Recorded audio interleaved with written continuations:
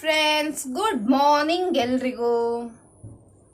ಇವತ್ತು ಮಂಗಳವಾರ. ಸೊ ಇವತ್ತು ನಾನು ನೀರು ದೋಸೆ ಮಾಡ್ತಾ ಇದ್ದೇನೆ. ನೀರು ದೋಸೆಗೆ ಒಂದು ಒಳ್ಳೆ ಸೂಪರ್ ಡೂಪರ್ ಕಾಂಬಿನೇಷನ್ ಅಂದರೆ ತೆಂಗಿನ ಹಾಲು. ಸೊ ತೆಂಗಿನ ಹಾಲಿಗೆ ಬೆಲ್ಲ ಹಾಕಿ ಮತ್ತೆ ಸ್ವಲ್ಪ ಉಪ್ಪು ಹಾಕಿ ಮಾಡಿದರೆ ಸೂಪರ್ ಆಗುತ್ತೆ ನೀರು ದೋಸೆ ತಿನ್ನಲಿಕ್ಕೆ. ಸೊ ನಾನು ಕೂಡ ಅದನ್ನೇ ಮಾಡೋಣ ಅಂತಿದ್ದೇನೆ. ಮಕ್ಕಳೆಲ್ಲ ತಿಂತಾರ ಅಂತ ನೋಡ್ಬೇಕಷ್ಟೇ, ಯಾಕಂತ ಹೇಳಿದ್ರೆ ಮಕ್ಕಳದು ಮನಸ್ಸು ಹೇಗೆ ಅಂತ ಗೊತ್ತಿಲ್ಲ ಅಲ್ಲ, ಮಕ್ಕಳಿಗೆ ಏನು ಇಷ್ಟ ಆಗುತ್ತೆ ಏನು ಇಷ್ಟ ಆಗುದಿಲ್ಲ ಅಂತ. ಸೊ ನಾನಿವತ್ತು ನೀರು ದೋಸೆ ಮತ್ತು ತೆಂಗಿನ ಹಾಲಲ್ಲಿ ತಿನ್ನುವ ಅಂತ ಇದ್ದೇನೆ. ಬನ್ನಿ ನೀರು ದೋಸೆ ಮಾಡುವಾಗ ಮಾತಾಡೋಣ ನಾವು. ಓಕೆ ಫ್ರೆಂಡ್ಸ್, ಇಲ್ಲಿ ನಾನು ತೆಂಗಿನ ಹಾಲು ತೆಗಿಲಿಕ್ಕೋಸ್ಕರ ತೆಂಗಿನಕಾಯಿಯೊಂದನ್ನು ಸುಲಿತಾ ಇದ್ದೇನೆ. ತುಂಬ ಕಷ್ಟಪಟ್ಟು ಸುಲಿತಾ ಇದ್ದೇನೆ. ಅದು ಸ್ವಲ್ಪ ಅಷ್ಟೇನು ಒಳ್ಳೆ ಕ್ವಾಲಿಟಿದಲ್ಲ, ಅದು ಅಷ್ಟು ಬೇಗ ಸುಲಿಲಿಕ್ಕೆ ಆಗೋದಿಲ್ಲ ಅದರಲ್ಲಿ. ಹಾಗೆ ಮತ್ತು ನಾವು ತೆಂಗಿನಕಾಯಿಯೆಲ್ಲ ನಾವು ಮೊದಲೇ ಸುಲಿದಿಟ್ಟರೆ ಒಳ್ಳೆಯದು. ಯಾಕಂತ ಹೇಳಿದರೆ ನಾನು ಸ್ವಲ್ಪ ಉದಾಸೀನದವಳು, ಅದಕ್ಕೋಸ್ಕರ ನಾನು ಯಾವಾಗ ಬೇಕು ಆವಾಗ ಒಂದೊಂದೇ ಸುಲಿದಿಟ್ಕೊಳ್ತೇನೆ. ಸುಲಿದ ಮೇಲೆ ಅದನ್ನು ತೆಗೆದಿಡಬೇಕು, ಅಂದರೆ ಮಕ್ಕಳಿರುವ ಮನೆಯಲ್ಲಿ ಡೇಂಜರ್. ಇಲ್ಲಿ ನಾನು ಬಂದು ಸ್ವಲ್ಪ ಗ್ಯಾಸ್ ಸ್ಟವನ್ನು ಸ್ವಲ್ಪ ಕ್ಲೀನ್ ಮಾಡ್ತಾ ಇದ್ದೇನೆ. ಅಂದರೆ ನಾವು ಅನ್ನವನ್ನೆಲ್ಲ ಕುಕ್ಕರಲ್ಲಿ ಮಾಡ್ತೇವಲ್ಲ, ಅದರದ್ದೆಲ್ಲ ನೀರು ರಟ್ಟುತ್ತೆ, ಅದು ವಿಸಿಲ್ ಹೋಗುವಾಗ, ಅದಕ್ಕೋಸ್ಕರ ಕ್ಲೀನ್ ಮಾಡಿದೆ. ತೆಂಗಿನಕಾಯಿಯನ್ನು ಹೊಡೆದು ಅದರ ನೀರನ್ನು ನಾನು ಕುಡಿತೇನೆ, ಅದಕ್ಕೋಸ್ಕರ ಆ ರೀತಿ ತೆಗೆದಿದ್ದೇನೆ. ಮತ್ತು ಹೊಡೆದು ಆದಮೇಲೆ ತೆಂಗಿನ ನೀರನ್ನು ಕುಡಿತೇನೆ. ನಾನು ಕಷ್ಟಪಟ್ಟು ಹೊಡಿದ್ದು, ನಾನು 3-4 ಪೆಟ್ಟು ಬೇಕಾಗುತ್ತೆ ತೆಂಗಿನಕಾಯಿ ಹೊಡಿಲಿಕ್ಕೇ ನನಗೆ. ನೆಕ್ಸ್ಟ್ ಇಲ್ಲಿ ನಾನು ಕುಡಿದೆ ಸ್ವಲ್ಪ, ಮತ್ತು ಮಕ್ಕಳಿಗೆ ಅಂತ ಇಟ್ಟೆ ಸ್ವಲ್ಪ. ತೆಂಗಿನ ಹಾಲು ತೆಗಿಲಿಕ್ಕೋಸ್ಕರ ನಾನು ತೆಂಗಿನಕಾಯಿಯನ್ನು ಕತ್ತಿಯಲ್ಲಿ ಈ ರೀತಿ ತೆಗಿತೇನೆ. ನಾನು ತುರಿಯುವುದು ಸ್ವಲ್ಪ ನಾನು ಕಡಿಮೆನೆ, ಈ ರೀತಿ ಕಟ್ ಮಾಡ್ತೇನೆ ಕತ್ತಿಯಲ್ಲಿ.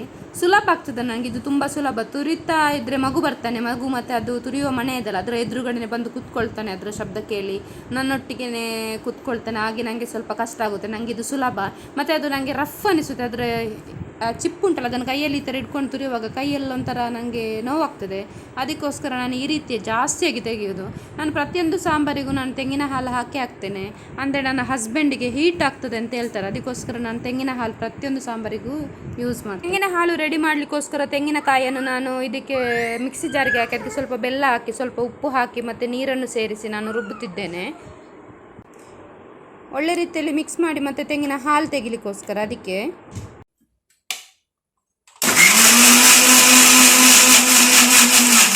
ರುಬ್ಬಿರುವಂಥ ತೆಂಗಿನ ಹಾಲನ್ನು ನಾನಿಲ್ಲಿ ಸೋಸುತ್ತಿದ್ದೇನೆ. ಸೋಸರಲ್ಲಿ ಇದು ಬಟ್ಟೆಯಲ್ಲಿ ಸಹ ಹಿಂಡಿ ತೆಗಿಬಹುದು, ಇಲ್ಲದಿದ್ದರೆ ಈ ರೀತಿ ಸಹ ಈ ಥರ ಚಹಾ ಎಲ್ಲ ಸೋಸುದಿದ್ದಲ್ಲ ಅದರಲ್ಲಿ ಸೋಸ್ಬೋದು ಈ ರೀತಿ. ಸೊ ಇಲ್ಲಿ ನಾನು ದೋಸೆಗೋಸ್ಕರ ಅಕ್ಕಿ ಹಿಟ್ಟು ಸಹ ಕಡಿಲಿಕ್ಕೆ ರೆಡಿ ಮಾಡಿದ್ದೇನೆ. ಇಲ್ಲಿ ನಾನು ದೋಸೆಗೆ ಹಿಟ್ಟು ರೆಡಿ ಮಾಡ್ತಾ ಇದ್ದೇನೆ. ನೀರನ್ನೆಲ್ಲ ಸೇರಿಸಿ ಹದ ಎಷ್ಟು ಬೇಕು ಅಷ್ಟು ಅಂತ ರೆಡಿ ಮಾಡಬೇಕು. ಮತ್ತು ನಾನು ತವಕ್ಕೆ ತೆಂಗಿನ ಎಣ್ಣೆಯನ್ನು ಹಚ್ಚೋದಿಲ್ಲ. ನಾನು ದೋಸೆದ ಹಿಟ್ಟುಂಟಲ್ಲ ಅದಕ್ಕೇ ತೆಂಗಿನ ಎಣ್ಣೆ ಹಾಕ್ತೇನೆ, ಅಂದರೆ ಡೈರೆಕ್ಟ್ ಮತ್ತು ದೋಸೆಯನ್ನು ಮಾಡ್ಬೋದು. ಮರೆತು ಹೋಗಿತ್ತು ನನಗೆ, ಡೈರೆಕ್ಟ್ ದೋಸೆ ಹಾಕ್ತಿದ್ದೆ. ಇವಾಗ ತೆಂಗಿನ ಎಣ್ಣೆಯನ್ನು ಸ್ವಲ್ಪ ಸೇರಿಸಿದೆ, ಸ್ವಲ್ಪ ಒಂದು 2 ಸ್ಪೂನ 3 ಸ್ಪೂನ್ ಅಷ್ಟು ಸೇರಿಸಿದ್ರೆ ಆಯಿತು ಅಷ್ಟೇ. 1 ಸ್ಪೂನ್ ಸಹ ಸಾಕಾಗುತ್ತೆ, ಅದು ತವ ಆ ಥರದ್ದು ತವ ಅಲ್ಲ, ಅದಕ್ಕೋಸ್ಕರ ಅಷ್ಟೇ. ಇಲ್ಲಿ ನಾನು ದೋಸೆ ಮಾಡ್ತಿದ್ದೆ, ಈ ರೀತಿಯಾಗಿ ದೋಸೆ ಮಾಡಿ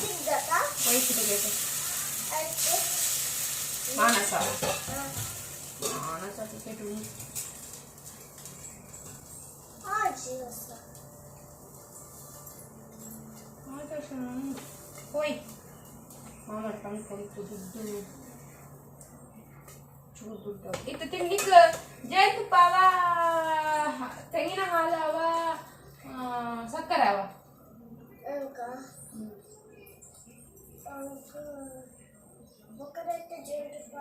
ಜೇನುತುಪ್ಪ, ಸಕ್ಕರೆ, ತೆಂಗಿನ ಹಾಲು. ಜೇನುತುಪ್ಪವ, ತೆಂಗಿನ ಹಾಲು ಕೊಚ್ಚ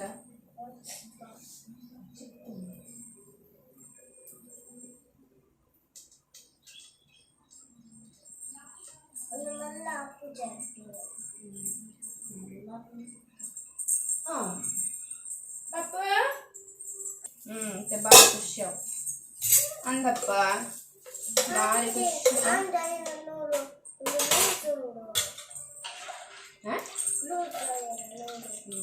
ಟೈಟ್ ಮಾಡ್ತೀವಿ.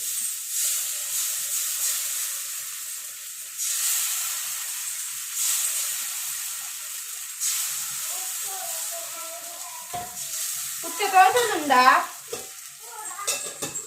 ಜಾಸ್ತಿ ಪೋಚಿದೆ ತಿನ್ನಲಿ ನೋಡು ತಂಗೆ. ಹಾಕ ಬಾಲೆ.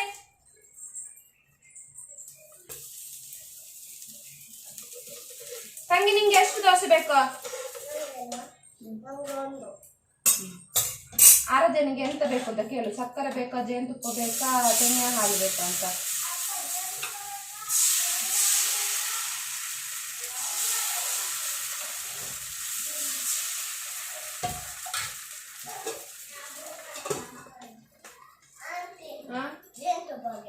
ತೆಂಗಿನ ಹಾಲು ಬೇಡವಾ?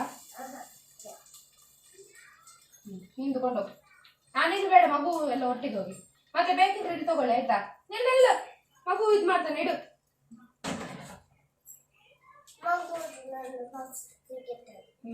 ಅದು ತಣ್ಣಗೆ ಆದ್ಮೇಲೆ ಕೊಡ್ಬೇಕು ಮಗುವಿಗೆ, ಹಾಗೇನೆ ಕೊಡ್ಬೇಡ. ಫ್ಯಾನ್ ಹತ್ರ ಇಟ್ಟು ಆಯ್ತಾ? ಹೋಗಚ್ಚೋ ಫಸ್ಟ್ ಬಾಲೆಗೆ ಬೆಚ್ಚಂಡು ಫ್ಯಾನ್ ಇದು ಸಡನ್ ಆಗಿ ಕೈ ಪಡ್ರೆ ಬರ್ಬೇಕು ಬನ್ನೆ. ಕರೆಕ್ಟ್ ಪೂರ ಮೆತ್ತನ ನಾನು ಜೇನುತುಪ್ಪ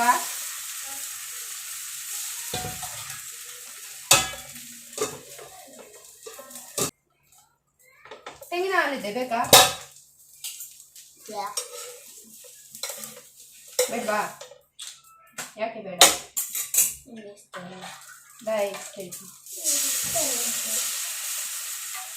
ತಲೆ ಕೂದಲ ಎಂತ ಅದು ಮೇಲೆ ಕಟ್ಬೇಕಾ? ಏನು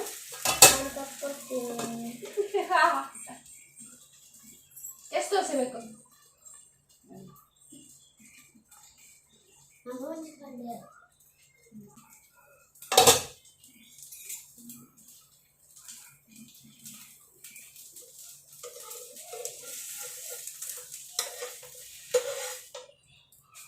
ಅರದೆ ಕೊಂಡಾಗ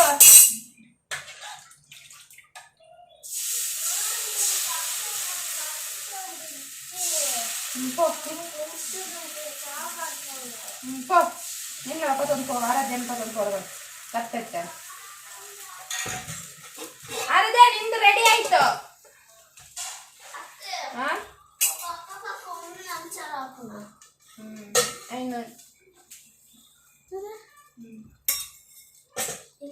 ಸಾಕು, ನಿಮ್ಗೆ ಬೇಡಲ್ಲ? ಸಾಕಲ್ಲ, ಬೇಕಿದ್ರೆ ಮಾಡಿ ಕೊಡ್ತೇನೆ.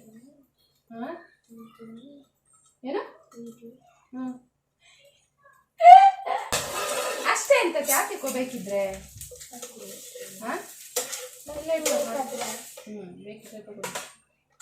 ಇಲ್ಲಿ ನಾನು ನಂಗೊಬ್ಳಿಗೋಸ್ಕರ ಚಾ. ಪಾಪು ಏ ಪಾಪು,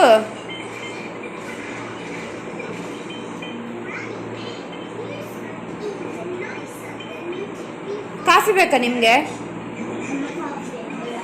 ತಂಗಿಗೆ ಚಾ ಬೇಕಾ? ಹಾಲು ಬೇಕಾ? ಬೋರ್ಮಿಟನ್ ಬೇಕಾ?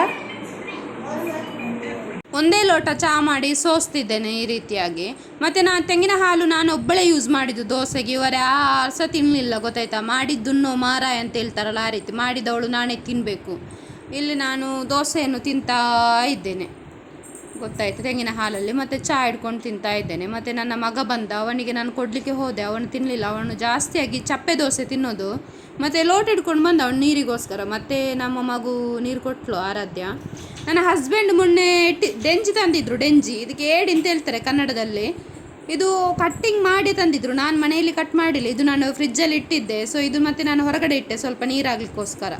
ಅದಕ್ಕೆ ಸೀರೆಗೋಸ್ಕರ ಗಲಾಟೆ ಮಾಡ್ತಿದ್ದಾರೆ, ಸೀರೆದು ಜೋಕಲ್ಲಿ. ಇದನ್ನು ಈಗ ಬಿಚ್ತೇನೆ ನಾನೀಗ, ಇವರು ಕೂಗುತ್ತಾ ಜಗಳ ಮಾಡಿದರೆ. ನೋಡಿ ಮುಖ ಮುಚ್ಚೋದು. ಅವಳು ಕೂತ್ಕೊಳ್ಬೇಕಂದ್ರೆ ಇವಳು ಕೂತ್ಕೊಳ್ತೇನಂತ ಇವರಿಬ್ಬರು ಜಗಳದಿಂದಾಗಿ ಈಗ ಇಬ್ಬರಿಗೂ ಜೋಕಾಲಿ ಸಿಗದಂತೆ ಆಗುತ್ತದೆ. ನೋಡಿ ಈಗ ಎರಡು ಸಹ ಬಿಚ್ಚುತ್ತೇನೆ ನಾನು. ಗ್ಯಾರಂಟಿ ಬಿಚ್ಚಿಸ್ತೇನೆ ನಾನು, ನೀವು ಗಲಾಟೆ ಮಾಡಿಕೊಂಡು ಕೂಗಿಕೊಂಡೆಲ್ಲ ಇದು ಮಾಡಿದರೆ.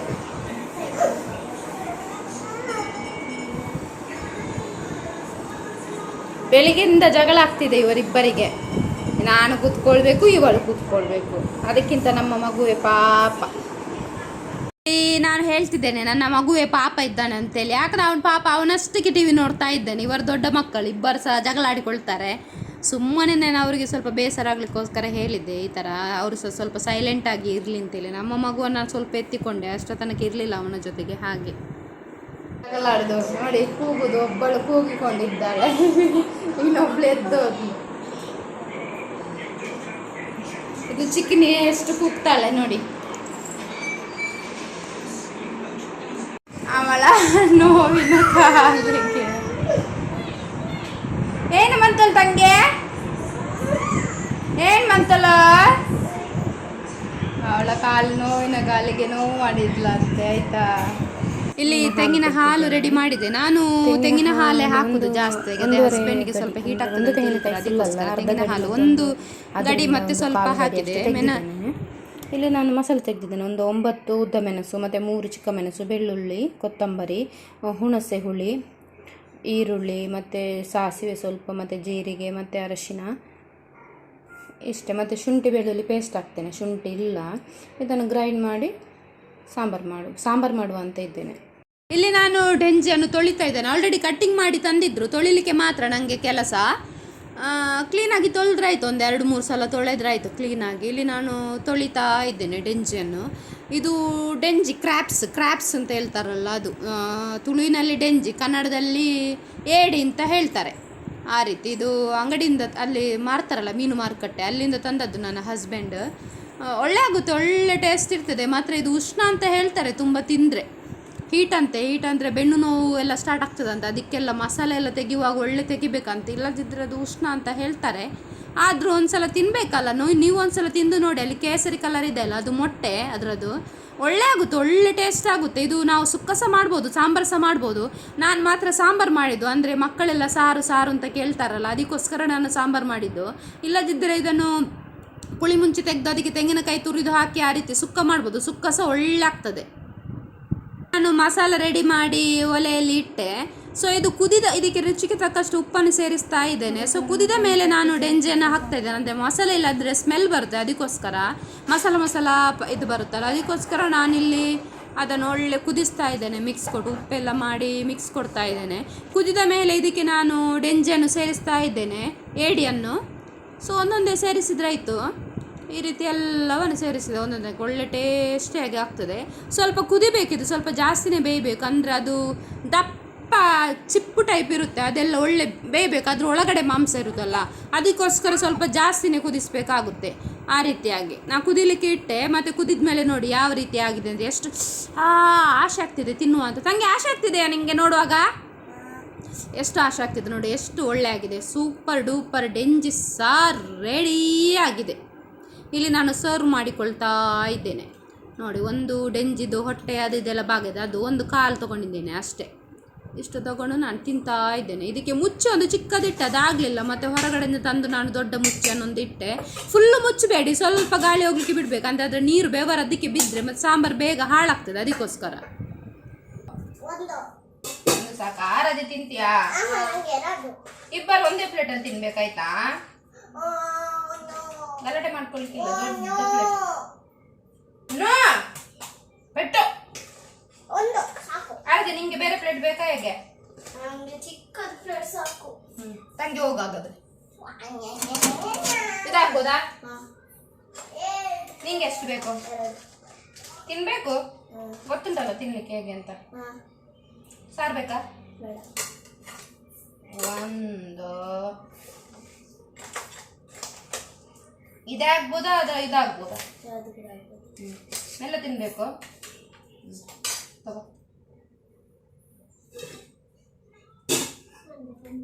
ಅದೆಲ್ಲಿ ಕೂತು ತಿಂತಿದ್ದಾಳೆ ನೋಡಿ, ಇವರದು ನಾಟಕ.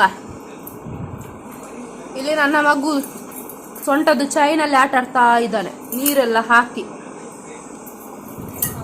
ತಂಗಿ ನೋಡಿ ತಿನ್ನೋದು, ಗೊತ್ತುಂಟ ತಂಗಿ ತಿನ್ಲಿಕ್ಕೆ? ಹೇಗೆ ತಿನ್ನೋದು? ಅಗಿದು ತಿನ್ಬೇಕಾ? ಹೇಗೆ ಆಗಿತ್ತೀರಿ ತೋರಿಸಿ.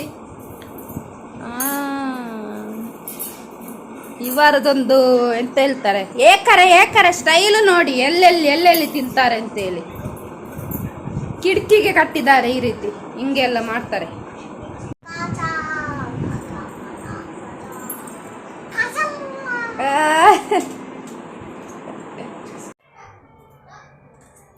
ಇದು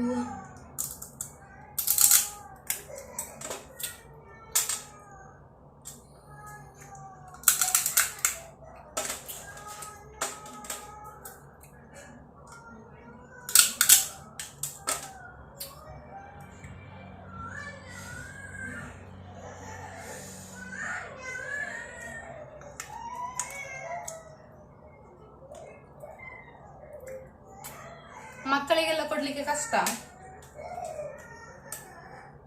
ಇದು ಸಿಪ್ಪೆಯಲ್ಲಿ ಇರುತ್ತಲ್ಲ, ಇದು ಕೊಟ್ರೆ ಆಯ್ತು. ಇದು ಅಷ್ಟೇ.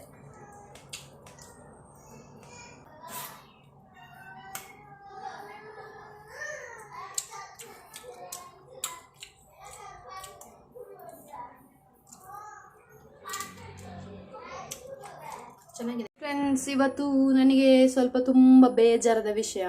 ತುಂಬ ಬೇಜಾರಂದರೆ ತುಂಬಾ ಬೇಜಾರಾಗ್ತಿದೆ. ಯಾಕಂತ ಹೇಳಿದ್ರೆ, ನಾನು ಒಂದು 2 ದಿನದ ಹಿಂದೆ ನನ್ನ ಮನೆಗೆ ಒಂದು ಮುಖ್ಯ ಅತಿಥಿಗಳು ಬಂದಿದ್ದಾರೆ, ಇಬ್ಬರು ಅಂತ ಹೇಳಿದ್ನಲ್ಲ ಅದೇ ಆ ಅತಿಥಿಗಳು ಮಿಸ್ ಆಗಿದ್ದಾರೆ ಫ್ರೆಂಡ್ಸ್. ಯಾಕಂತ ಹೇಳಿದರೆ, ನಾನು ನಿನ್ನೆ ನೆಂಟರ ಮನೆಗೆ ಹೋಗಿದ್ದೆ. ನೆಂಟರ ಮನೆಗೆ ಅಂತ ಹೇಳಿದರೆ ಒಂದು ಫಂಕ್ಷನ್ ಇತ್ತು. ಫಂಕ್ಷನ್ಗೆ ಹೋಗಿ ಮನೆಗೆ ಬಂದಾಗ ಹಸ್ಬೆಂಡ್ ಹೇಳಿದ್ರು, ನೆಂಟ್ರು ಅಂತ ಹೇಳಿದರೆ ನನ್ನ ಹಸ್ಬೆಂಡಿದು ಫ್ರೆಂಡನ ಮನೆಗೆ. ಹಾಗೆ ಅವರು ಹಸ್ಬೆಂಡ್ ಹೇಳಿದರು, ಬನ್ನಿ ಇಲ್ಲಿಗೆ ಬನ್ನಿ ಅಂತಿಲ್ಲ. ನನ್ನ ಅಕ್ಕನ ಮಕ್ಕಳೆಲ್ಲ ಇದ್ದಾರಲ್ಲ, ಸೊ ಮನೆಯಲ್ಲೇ ಇರ್ತೇವಲ್ಲ, ನಾವು ಎಲ್ಲಿಗೂ ಹೋಗೋದಿಲ್ಲಲ್ಲ. ಹಾಗೆ ನಾವು ಅವರ ಮನೆಗೆ ಅಂತ ಹೋದ್ವಿ. ಹೋಗುವಾಗ ಏನಂದರೆ, ಬೆಕ್ಕಿನ ಮರಿಯನ್ನು ನಾವು ಅಂತೇಳಿದರೆ ಮನೆ ಒಳಗಡೆ ಹಾಕಿ ಹೋಗ್ಲಿಲ್ಲ. ಹಸ್ಬೆಂಡ್ ಹೇಳಿದ್ರು ಮನೆ ಹೊರಗಡೆ ಇರಲಿ ಅಂತ. ಅಂದರೆ ತುಂಬ ಜಾಗ ಇದೆ ಮನೆ ಹೊರಗಡೆ ಎಲ್ಲ, ಮತ್ತೆ ಬಾತ್ರೂಮ್ ತುಂಬ ದೊಡ್ಡದಾಗಿತ್ತು. ಅದೇನು ಚಿಕ್ಕ ಮರಿಗಳಲ್ಲ, ಏನು ತಿಳಿಯದ ಮರಿಗಳಲ್ಲ, ಓಡಿ ಹೋಗ್ತಿತ್ತು, ಹತ್ತುತ್ತಿತ್ತು ಎಲ್ಲ. ಬಾತ್ರೂಮಲ್ಲಿ ಹಾಕಿ, ನಮ್ಮ ದೊಡ್ಡದು ಬಾತ್ರೂಮ್ ಇದೆ ನೋಡಿ, ಅದರಿಂದ ಹತ್ತಿಸ ಬರ್ತಿತ್ತು. ಅದಕ್ಕೆ ನಾನು ಬಾತ್ರೂಮ್ ಒಳಗೆ ಹಾಕಿ ಚಿಲ್ಕ ಹಾಕಿ ಅದಕ್ಕೆ ಊಟ ಅದು ಇದೆಲ್ಲ ಇಟ್ಟು ಹೋಗಿದ್ದೆ. ಸೊ ಹಸ್ಬೆಂಡ್ ಮಧ್ಯಾಹ್ನ ಬಂದಾಗ, ಸ್ವಲ್ಪ ಮಧ್ಯಾಹ್ನದ 11 ಗಂಟೆಗೆ ಹೋದ್ವಿ. 4 ಗಂಟೆ ಬಂದಾಗ ಬೆಕ್ಕಿನ ಮರಿ ಇತ್ತಂತೆ. ನಾನು ಸಹ ಖುಷಿಯಾಗಿದೆ ಇದೆ ಅಲ್ಲ ಅಂತೇಳಿ. ಮತ್ತೆ ನಾವು ಸಂಜೆ 6 ಗಂಟೆ ಹೊತ್ತಿಗೆ ಬರುವಾಗ ಅದು ಮರಿಗಳೇ ಇಲ್ಲ ಫ್ರೆಂಡ್ಸ್. ಎಲ್ಲ ಹುಡುಕಿದೆ, ಎಲ್ಲ ಹುಡುಕಿ ಸಾಕಾಯಿತು. ನನಗೆ ತುಂಬ ಬೇಜಾರಾಯಿತು. ಅಂದರೆ ಬೇಜಾರಂತೆ, ನಾನೊಂದು ತುಂಬ ಪ್ರೀತಿಯಿಂದ ತಂದದ್ದು. ಪ್ರೀತಿ ಅಂತ ಹೇಳಿದರೆ ಗೊತ್ತಲ್ಲ, ಒಂದು ಮಗುವಿನಷ್ಟೇ ನಾವು ಪ್ರೀತಿಸ್ತೇವೆ ಒಂದು ಪ್ರಾಣಿಗಳನ್ನು, ಹೌದಿಲ್ಲ? ಅಂದರೆ ನನ್ನ ಅಕ್ಕನ ಮಕ್ಕಳಿಗೆ ಸಹ ತುಂಬ ಇಷ್ಟ ಬೆಕ್ಕಿನ ಮರಿಗಳೆಲ್ಲ. ಹಾಗೆ ನಾನು ಬೆಕ್ಕಿನ ಮರಿಗಳೆಲ್ಲ ತುಂಬ ಇಷ್ಟ ಅಂತ ಹೇಳಿದರೆ, ನಮ್ಮ ಮನೆಯಲ್ಲಿ ಒಂದು 4-5 ಇದೆ. ನನ್ನ ತಾಯಿ ಮನೆಯಲ್ಲಿ ನನ್ನ ಅಕ್ಕ ಮತ್ತು ಅಕ್ಕನ ಮಕ್ಕಳು ನನ್ನ ತಾಯಿ ಮನೆಯಲ್ಲಿರೋದು. ಹಾಗೆ ಅಲ್ಲೆಲ್ಲ ಬೆಕ್ಕಿನ ಮರಿಗಳನ್ನೆಲ್ಲ ತುಂಬ ಪ್ರೀತಿಸ್ತಾರೆ. ಹಾಗೆ ನಾನು ಸಹ ತಂದೆ 2 ಮರಿಗಳನ್ನು. ಅದಿಲ್ಲ ಇವಾಗ. ತುಂಬ ಬೇಜಾರಾಗಿದೆ. ನಾನು ರಾತ್ರಿ ಆಯಿತು ಅಂತ ನನ್ನ ಹಸ್ಬೆಂಡ್ ಹೇಳಿದರು, ರಾತ್ರಿ ಎಲ್ಲಿಗೆ ಹುಡುಕ್ತಿ ಹಾಗೆ ಹೀಗೆ ಅಂತ ಹೇಳಿದರು ಸ್ವಲ್ಪ. ಸೊ ನಾನು ಬೆಳಿಗ್ಗೆ ಹುಡುಕಿದೆ, ಬೆಳಿಗ್ಗೆ ಸಹ ಎಲ್ಲ ಕರೆದ್ರೆ ನಾನು ಟಿಂಕಿ ಪಿಂಕಿ ಅಂತ ಹೆಸರಿಟ್ಟಿದ್ದೆ. ತುಂಬ ಒಳ್ಳೆಯ ಹೆಸರಲ್ಲ, ಟಿಂಕಿ ಪಿಂಕಿ ಅಂತ ಹೆಸರಿಟ್ಟಿದ್ದೆ. ಆದರೆ ಬೆಕ್ಕಿನ ಮರಿಗಳೇ ಇಲ್ಲ. ಬೇಜಾರ ಅಂತ ಹೇಳಿದ್ರೆ, ಈಗ ನಮಗೆ ಬೇರೆ ಮರಿ ತರ್ಬೋದು, ಏನೋ ಅದಿಲ್ಲ. ಯಾರಾದರೂ ಕೊಡ್ತಾರಲ್ಲ ಬೆಕ್ಕಿನ ಮರಿಗಳೆಲ್ಲ, ಅದು ಇದಲ್ಲ, ಏನೋ ಕಾಟ್ಬೇಕು ಅಂತ ಹೇಳ್ತಾರಲ್ಲ ಆ ಥರ. ಆದರೂ ಸಹ ಅದು ತಂದದ್ದು ಬೆಕ್ಕಿನ ಮರಿ ಇಲ್ಲ ಅಂತ ಹೇಳಿದರೆ ಅದು ತುಂಬ ಬೇಜಾರಾಗ್ತಿದೆ. ಮನೆಯೊಳಗೆ ಬೆಡ್ ಹತ್ರ ಬಂದಿತ್ತು, ಮತ್ತು ಸೀರೆಯಲ್ಲಿ ಜೋಕಾಲಿಯಲ್ಲೆಲ್ಲ ಆಟ ಆಡ್ತಿದ್ರು. ಅದೆಲ್ಲ ನನ್ನ ಕಣ್ಣಿಗೆ ಬರ್ತಾ ಇದೆ. ಅಂದರೆ ಅದರ ಮುಖ ಎಲ್ಲ ನನ್ನ ಕಣ್ಣಲ್ಲಿ ಎಂತ ಹೇಳ್ತಾರೆ, ಕಣ್ಣಿಗೆ ಹೊಡಿತಿದೆ. ಅಂದರೆ ಹೊಟ್ಟೆ ಎಲ್ಲ ನನಗೆ ಚುರ್ಚುರ್ರು ಅಂತ ಹೇಳ್ತಿದೆ, ಅಷ್ಟು ಬೇಜಾರು ಹೊಡ್ತಿದೆ.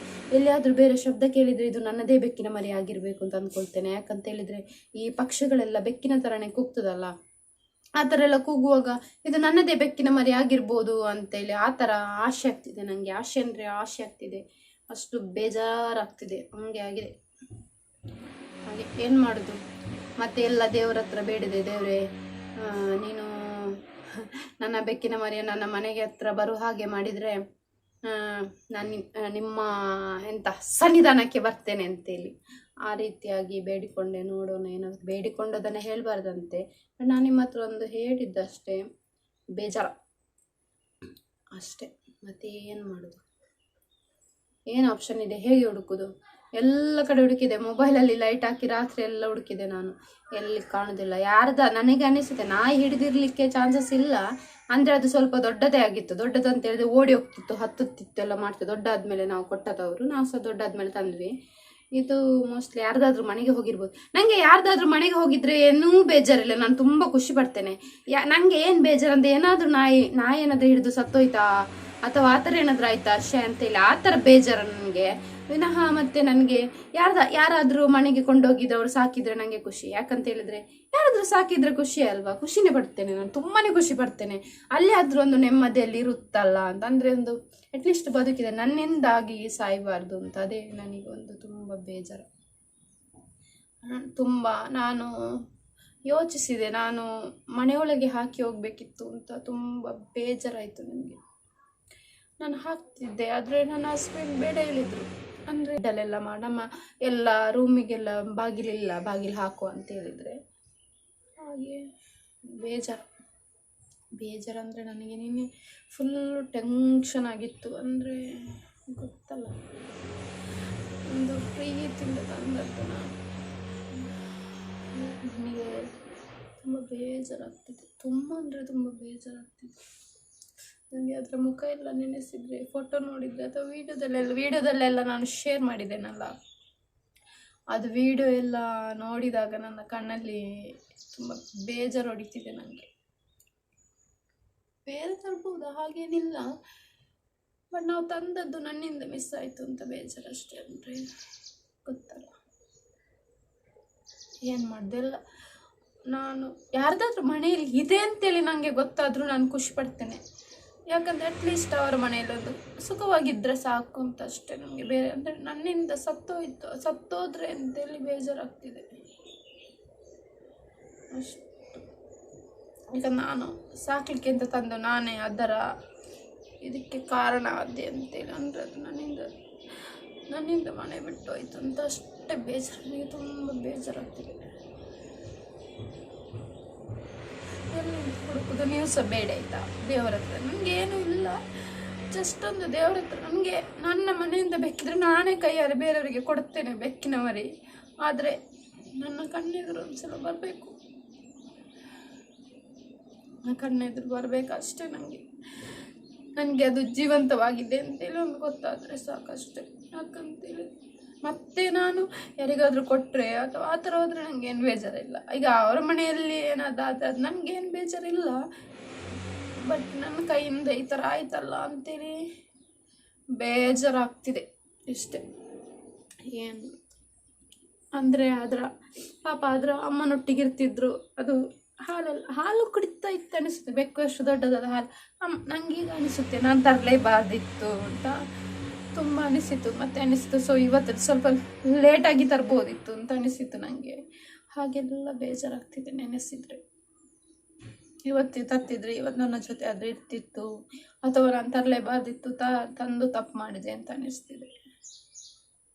ಇವನ್ ಯಾರಾದ್ರೂ ಮನೆಯಲ್ಲಿ ಇದೆ ಅಂತ ಗೊತ್ತಾದರೆ ನಾನು ತುಂಬಾ ಖುಷಿ ಪಡ್ತೇನೆ. ತುಂಬ ಅಂದರೆ ನನ್ನ ಪ್ರಾಣ ಬಂದಷ್ಟು ಖುಷಿ ಪಡ್ತೇನೆ. ಯಾಕೆ ನನ್ನಿಂದ ಇದಾಯಿತು, ಅದಕ್ಕೆ ನಾನೇ ಕಾರಣ ಅದೇ ಅಂತೇಳಿ ಬೇಜಾರ ಅಷ್ಟೇ.